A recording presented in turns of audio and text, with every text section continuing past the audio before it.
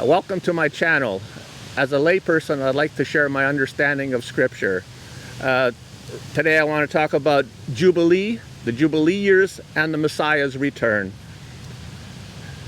The Jubilee is about setting the captives free, or as Paul says in the New Testament, about freeing people from their sins, so they're no longer a slave to their sins. And then it's returning the land to its rightful owners. So this is like every 50 years. Now, in Egypt, from the blood of the Lamb, there was 40 years of wandering in the wilderness, and then Joshua leads the people into Israel. So Joshua, his name being Yehoshua or Yeshua, so the only person that can lead Israel into the promised land is Yeshua or Yehoshua. This is a prophetic picture from the Testament to tell you what is to come. So from the Passover, or the crucifixion and the resurrection, there's 40 Jubilee years, or 2,000 years, when Yeshua leads Israel into the promised land. So there is no Israel until Yeshua actually leads them into the promised land.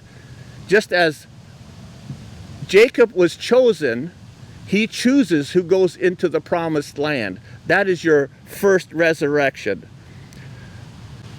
Moses goes up the mountain for 40 days. He returns with the covenant. Some people just call it the commandments, but it's the covenant because it's put in the ark of the covenant.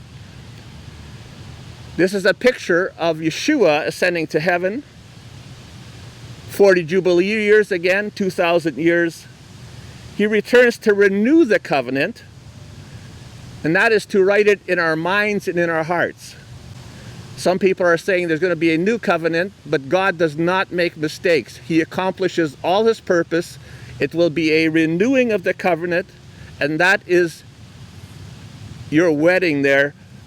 And that'll be 2,000 years, not from when he came as a baby, but when he ascended into heaven. Now, the golden calf that the Israelites were worshiping is and Moses coming down from the mountain is an indication when Yeshua comes back, his people will be worshiping him in pagan ways. And this is why he has set up this day of darkness and gloom called the Lord's Day for punishment, to turn his people back to his instructions and to reject the man-made instructions. Thank you for watching. If you enjoyed it, please share with someone. If you think it's crazy, share with everyone.